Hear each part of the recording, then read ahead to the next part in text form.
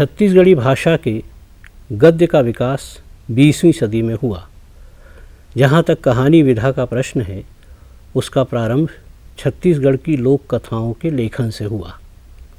इतना ही नहीं, उन लोक कथाओं का प्रभाव भी छत्तीसगढ़ी कथा साहित्य के प्रारंभिक दौर में आवश्यकता से अधिक दृष्टिगोचर होता है। छत्तीसगढ़ी भाषा की पत्रिकाओं के प्रकाशन ने कहानी विधा का प्रकाशन अनिवार्य बना दिया, क्योंकि कहानी के बिना अंक को पूर्णता नहीं मिलती। 1928 में विकास नाम की पत्रिका प्रकाशित हुई, जिसमें पंडित सीताराम मिश्र की कहानियाँ प्रकाशित हुईं। उनकी कहानियाँ एक प्रकार से छत्तीसगढ़ी लोक कथाओं का लिखित रूप ही थीं।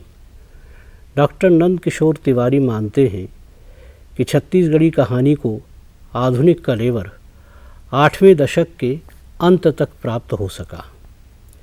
उसी काल में छत्तीसगढ़ी मासिक पत्रिका का प्रकाशन हुआ।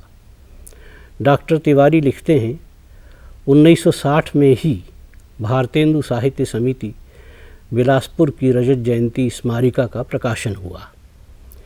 इस स्मारिका में डॉक्टर पालेश्वर शर्मा की कहानी गांव के नेह माह प्रकाशित हुई।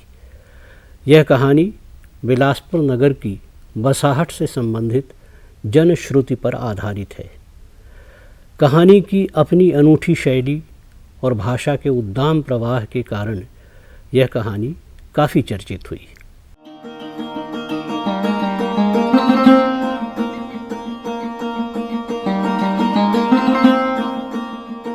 उन्नीस सौ 60 से हम छत्तीसगढ़ी कथा साहित्य का शुरुआती समय मान सकते हैं। डॉक्टर पालेश्वर शर्मा ने छत्तीसगढ़ी कहानी के शिल्प को आधुनिक रूप दिया। हिंदी की आंचलिक कहानियों जैसी शैली उन्होंने अपनाई। कभी कभी उनकी हिंदी और छत्तीसगढ़ी रचना में अंतर करना कठिन होता है। उदाहरण के लिए उनकी कहानी गोरसी के गोठ को लें। डॉक्टर सत्यभामा ने उसे छत्तीसगढ़ी रचना के रूप में अपने द्वारा संपादित छत्तीसगढ़ी भाषा और साहित्य किताब में संकलित किया है। मेरी दृष्टि में यह हिंदी की आंचलिक रचना है। उनकी छत्तीसगढ़ी कहानियाँ यथा नून के कर्जा, सुन्ना मंदिर, अवगुण चितना धरू आदि उनके कहानी संग्रह सुसुक झन कुररी सुस्ताले में संकलित है। कभी कभी यह भी हुआ कि छत्तीसगढ़ी लोक कथा का पुनर्सर्जन किया गया। लोक कथा को अपने ढंग से सत्यभामा आडिल ने रमिया औ केतकी शीर्षक से लिखा। इसी तरह डॉक्टर नरेंद्र देव वर्मा ने लोक कथाओं का आधार लेकर पुरखिन के गोठ, लोखन के नेवरा जैसी रचनाओं का सृजन किया। इस तरह की कहानियों ने व्यापक पाठक वर्ग को तैयार करने की भूमिका अदा की और छत्तीसगढ़ी गद्य को पुष्ट बनाने का कार्य किया। नारायण लाल परमार, शिवशंकर शुक्ल, ध्रुवलाल वर्मा, टिकेंद्र टिकरिहा इस काल के महत्वपूर्ण कथा लेखक हैं। शिवशंकर शुक्ल के संकलन रधिया और छत्तीसगढ़ी कहानियाँ शीर्षक से प्रकाशित हुए। वे अपने आसपास की जीवन स्थितियों और परिवेश को चित्रित करते हैं।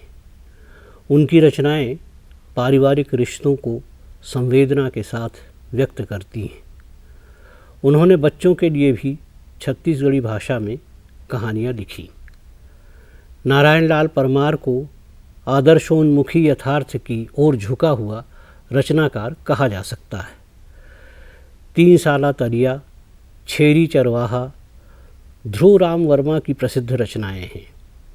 हृदय सिंह चौहान की सुहागा पुतरी और कृष्ण कुमार शर्मा की डॉक्टर ले बने जमराज आदि कहानियों के प्रकाशन का श्रेय छत्तीसगढ़ी मासिक पत्रिका को है। वस्तुतः छत्तीसगढ़ी पत्रिकाओं ने छत्तीसगढ़ी कहानी को विकसित करने का कार्य किया। आधुनिक भावबोध की श्रेष्ठ कहानियों का प्रकाशन बाद में बिलासपुर से प्रकाशित होने वाली छत्तीसगढ़ी लोकाक्षर पत्रिका में हुआ, जिसका जिक्र हम आगे करेंगे। लखनलाल गुप्ता की कहानियों के संग्रह सरगले डोला आइस, देरानी जेठानी, एक्सीडेंट, मोरपंखी जैसी कहानियों ने कथा साहित्य में अपना योगदान दिया। उनकी कहानियों का मूल स्वर भी आदर्शवादी है। छत्तीसगढ़ी साहित्य के इस काल की एक विशेषता यह है कि अधिकांश रचनाकार काव्य और गद्य दोनों ही विधाओं में गतिशील रहे। कपिलनाथ कश्यप भी ऐसे ही कथाकार हैं जो कवि रूप में भी ख्यात रहे हैं। 1977 में उनका कहानी संग्रह डहर के कांटा प्रकाशित हुआ। कश्यप जी की कहानियाँ सामाजिक विभेद और कुरीतियों के विरोध का स्वर उठाती हैं। उनकी कहानी पूजा के फूल का पर्यवसान काल्पनिक है, किंतु उसकी पृष्ठभूमि एक दलित विमर्श रचती है। इसमें अस्पृश्यता से असहमति है, किंतु विद्रोह का स्वर नहीं है।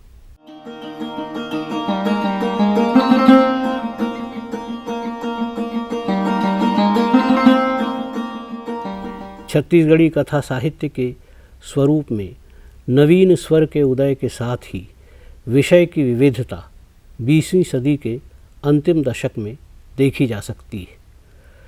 नई सदी के पूर्व 1995 में श्यामलाल चतुर्वेदी का कहानी संग्रह भोलवा भोला राम बनिस प्रकाशित हुआ। श्यामलाल चतुर्वेदी छत्तीसगढ़ी कहानियों के संसार को विकसित करने में अपनी भूमिका का निर्वाह भाषा को प्रवाह देने में करते हैं। उनके पास किस्सा गोई की अद्भुत कला है। वे मूलतः आदर्शवादी रचनाकार हैं।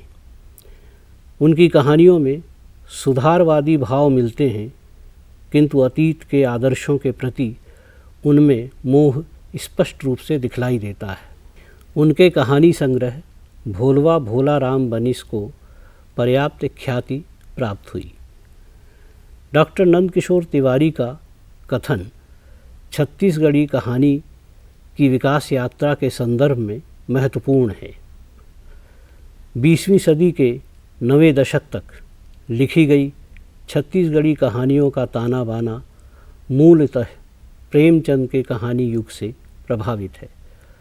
सामाजिक रूढ़ियों कुरीतियों के खिलाफ संघर्ष करती कहानियाँ इतिवृत्तात्मक हैं। बावजूद इन सब के कहानी का लोकपन कहानी के भीतर ही भीतर झांकता है। 20वीं सदी के बीतते बीतते छत्तीसगढ़ की जो पीढ़ी कहानी लेखन के क्षेत्र में प्रविष्ट हुई, वह अपने पूर्ववर्ती कथाकारों की आदर्श प्रियता को स्वीकार तो करती है, किंतु उसकी दृष्टि व्यापक सामाजिक यथार्थ की ओर गई। एक लंबे समय तक छत्तीसगढ़ी रचनाकारों ने ग्रामीण जीवन के चित्रण को और पारिवारिक रिश्तों की संवेदना को रचना में गूंथकर कहानी की संरचना को गढ़ा। किसी हद तक यह भ्रम भी रहा कि छत्तीसगढ़ के जीवन का अर्थ है खेती किसानी, सादा जीवन, लोक संगीत, उत्सव पर्व। यही छत्तीसगढ़ के जीवन का सत्य है। जबकि शिक्षा का प्रसार, औद्योगिकरण, नई अर्थव्यवस्था, नारी सशक्तिकरण, दलित चेतना का उभार, आदिवासी क्षेत्रों की विषम परिस्थितियां और उभरता हुआ आक्रोश भी आज के जीवन का सत्य है। दलगत राजनीति के प्रभाव से पंचायत राजनीति के रास्ते प्रवेश करते भ्रष्टाचार और आपसी विद्वेष ने ग्रामीण जीवन की बाह्य एवं आंतरिक मनोभूमि में भारी परिवर्तन कर दिए हैं। 90 दशक के बाद जिस भूमंडलीकरण से उत्पन्न उपभोक्तावाद ने अपने पांव पसारे, उससे उत्पन्न प्रभाव के कारण छत्तीसगढ़ अंचल की समस्याएं देश के किसी भी अन्य क्षेत्र से भिन्न नहीं हैं। समस्याएं कमोवेश वही हैं। औद्योगिकरण से विकास हुआ और विषमता भी बढ़ी। शहरों ने गांवों को ग्रस लिया। ग्रामीण और आदिवासी ज़मीनों पर उद्योगपतियों और भूमाफियाओं की गिद्ध दृष्टि है। खेती बदहाल है और डीजे तथा पॉप संगीत ने दूर दराज के ग्रामीण अंचलों की लोक संस्कृति को भी हाशिए पर ढकेल दिया है। इन नवीन परिस्थितियों ने शिक्षा, स्वास्थ्य से लेकर हर क्षेत्र में एक असंतुलित विकास की रचना की है। यह विकास है भी और नहीं भी। एक भ्रष्ट किस्म की आधुनिकता से समाज आक्रांत है। छत्तीसगढ़ राज्य का उदय 21वीं सदी में हुआ तो कुछ रचनाकारों को लगा कि छत्तीसगढ़ स्वर्ग बन गया है और छत्तीसगढ़िया तो सबसे बढ़िया है ही। इस भावावेग ने कई रचनाकारों को वर्तमान वैश्विक परिस्थितियों से उत्पन्न यथार्थ की ओर से विमुख किया। वे संकोचशील हो गए, किंतु कई कथाकारों ने जीवन की उलझी हुई परिस्थितियों के बीच अंचल के मनुष्य को अपनी रचनाओं में चित्रित किया। इस परिदृश्य में कुछ पत्रिकाओं ने एक संतुलित दृष्टि अपनाकर छत्तीसगढ़ी कथा साहित्य को सम्यक गति प्रदान की। बिलासपुर से प्रकाशित होने वाली पत्रिका छत्तीसगढ़ी लोकाक्षर की भूमिका को इस संदर्भ में रेखांकित करना ज़रूरी है। संतुलित आधुनिक दृष्टि को रचना के क्षेत्र में उभारने के दायित्व का निर्वाह उसने किया। उसके माध्यम से छत्तीसगढ़ी कथाकारों की एक नई पीढ़ी तैयार हुई, जिसने समकालीन यथार्थ के विभिन्न आयामों को अपनी कहानियों में उजागर करने का प्रयास किया। केयूर भूषण वरिष्ठ कथाकार हैं, किंतु उनकी विकसित राजनैतिक सामाजिक चेतना के तथा लेखन की निरंतरता के कारण उन्हें हम इस दौर के रचनाकारों में शामिल कर रहे हैं। गांधीवाद और विनोबा भावे से प्रभावित केयूर भूषण सामाजिक रूढ़ियों से विद्रोह करते हैं और सांप्रदायिक सद्भाव तथा सामाजिक सौमनस्य का आग्रह अपनी कहानियों में करते हैं। कल्याणी, आंसू म फिलगे अचरा जैसी कहानियों में वे अपने आदर्शों को व्यक्त करते हैं। इस काल में बिहारी लाल साहू, परदेशी राम वर्मा, सुदामा राम गुप्त, भाव सिंह हिरवानी, मंगत रविंद्र, कस्तूरी दिनेश, उषालता तिवारी, उर्मिला शुक्ल, आशा दुबे, सुशील भोरे, राजकुमार वर्मा, रामलाल निषाद, संत राम साहू, राजेश्वर खरे, जे.आर. सोनी, गया प्रसाद साहू आदि कहानीकारों ने कथा साहित्य को समृद्ध किया। सामाजिक जीवन के विविध पहलुओं को आत्मसात करने के फलस्वरूप छत्तीसगढ़ी कहानी की विषय वस्तु में भी विविधता के दर्शन इस समय में होते हैं। स्त्री जीवन के विविध त्रास और सामाजिक जीवन में उसकी प्रताड़ना पर अनेक लेखकों ने रचनाएं लिखी। दहेज की प्रथा और विधवा स्त्री जीवन की तकलीफ़ों पर लिखी गई कहानियों ने अंचल की स्त्री की समस्या को चित्रित किया।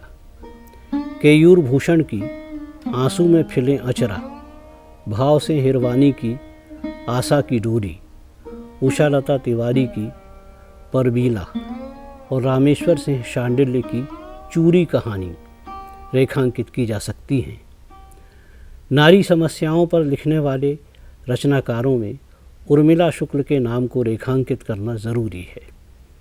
उनकी कहानियाँ कारी, गोदना के फूल, लहुट आए हे मंटोरा, भीनी भीनी रे चदरिया उल्लेखनीय कहानियाँ हैं। गोदना के फूल नारी अस्मिता की सशक्त और साहसपूर्ण कहानी है।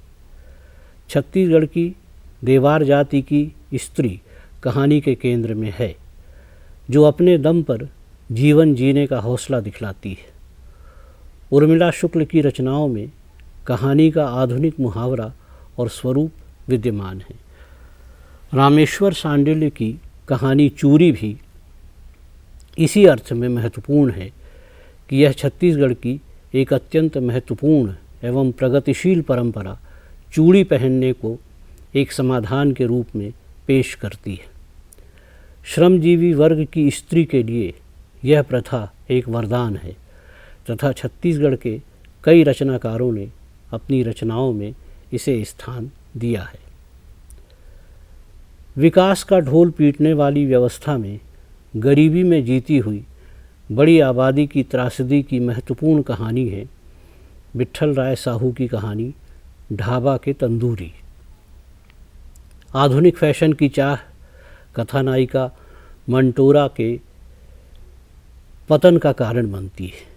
उसी तरह सामाजिक कुरीतियाँ ग्रामीण क्षेत्र में गरीबों के शोषण का हथियार बनती हैं। सुदामा राम गुप्त की कहानी जीव परी इसका चित्रण करती है। इन परिस्थितियों के बीच नौजवान पीढ़ी में जो विद्रोह का स्वर उठ रहा है उसका चित्रण इस दौर की कहानियों में अंकित है।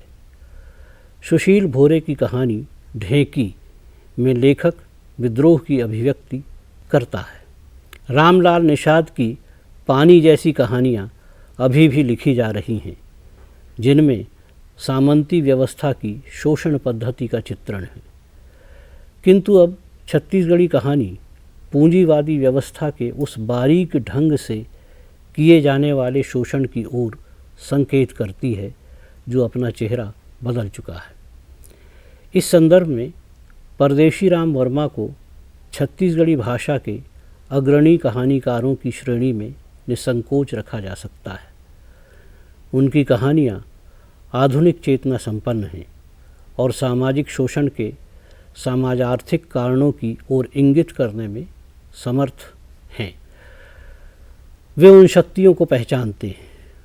उनकी कहानियाँ हमला तय झन भरमा जी और परसू लोहार बिरस्पत के बिरस्पत में उनकी चेतना से हम रूबरू होते हैं। छत्तीसगढ़ी रचनाकारों में आंचलिक संस्कृति के प्रति रुझान स्वाभाविक है क्योंकि वह रुझान उन्हें अपनी अस्मिता से जोड़ने का कारक है। यह रुझान यदि उनकी ताकत है तो दूसरे स्तर पर यह उनकी सीमा भी है। कुछ रचनाकार तो मात्र उत्सवों पर्वों का चित्रण करके ही इस अस्मिता में अपने को सम्मिलित कर लेते हैं। कथा साहित्य के नव विकास में इस भावुकता से हटकर उसे ग्रामीण जीवन पद्धति के रूप में चित्रित करने वाले कथाकार भी हैं। भाव से हिरवानी अपनी कहानी तिजहारिन में यही प्रयास करते दिखलाई देते हैं। बिहारी लाल साहू छत्तीसगढ़ी के महत्वपूर्ण कथाकार हैं। उनकी कहानियों में घटना बाहुल्य नहीं है। वे अपने पात्रों के अंतःकरण में उतरने का प्रयास करते हैं।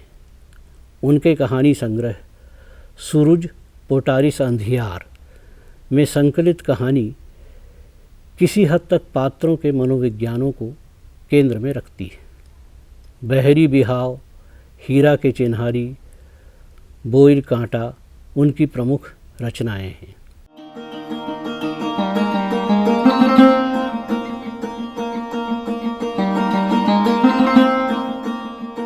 मंगत रविंद्र भी ग्रामीण पृष्ठभूमि को अपनी कहानी में रचने वाले कथाकार हैं।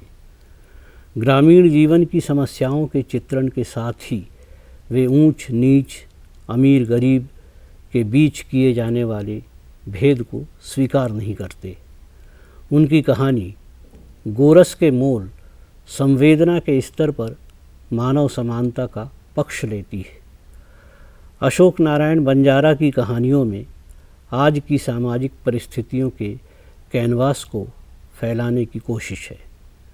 वे गांव से शहर तक के समकालीन यथार्थ को व्यक्त करते हैं। उनकी कहानी अंगठा दान अपनी समग्र संरचना में एक व्यंग बोध छिपाए हुए हैं। आज की उच्च शिक्षा के क्षेत्र में अभी भी द्रोणाचार्य तो हैं, लेकिन अब एकलव्य, सजग सचेत हैं, अतः वे गुरु दक्षिणा में अंगूठा दान नहीं करते। तुलसी देवी अपनी कहानी हक में ग्रामीण जीवन के एक दूसरे पक्ष को यथार्थवादी ढंग से पेश करती हैं। यह कटु यथार्थ है कि ईमानदार शासकीय कर्मचारी अभी भी सुरक्षित नहीं हैं। नगर हो या गांव, भ्रष्टाचार और बेईमान राजनीति गांवों तक पहुंच चुकी है। अब गांव वैसे भी नहीं हैं जैसे 50 वर्ष पहले थे। कथा लेखक कुबेर के सद्य प्रकाशित संग्रहों कहा नहीं तथा भोलापुर की कहानी में संग्रहित कहानियाँ यह सिद्ध करती हैं कि छत्तीसगढ़ी कथा संसार बहुआयामी हो रहा है। कुबेर ने एक ओर लोक कथात्मक भावुकता भरी कहानियाँ लिखी हैं तो दूसरी ओर 2 रुपया के चाउर और घीसू माधव जगन जैसी यथार्थवादी कहानी का पाठ भी उन्होंने ही रचा है। यह कहानी समकालीन राजनैतिक कार्यक्रमों के प्रति लोगों की मानसिकता को व्यक्त करती है। बामन चिरई, कहा नहीं, साला छत्तीसगढ़िया, चढ़ोतरी के रहस्य आदि उनकी महत्वपूर्ण कहानियाँ हैं। छत्तीसगढ़ी में लिखने वाले नए नए कहानीकार नवीन विषय वस्तु और समकालीन भाषाई मुहावरे का प्रयोग कर इस विधा को संपन्न करने का प्रयास कर रहे हैं। छत्तीसगढ़ी भाषा की रचनाशीलता की संभावना का पूर्ण दोहन अभी शेष है।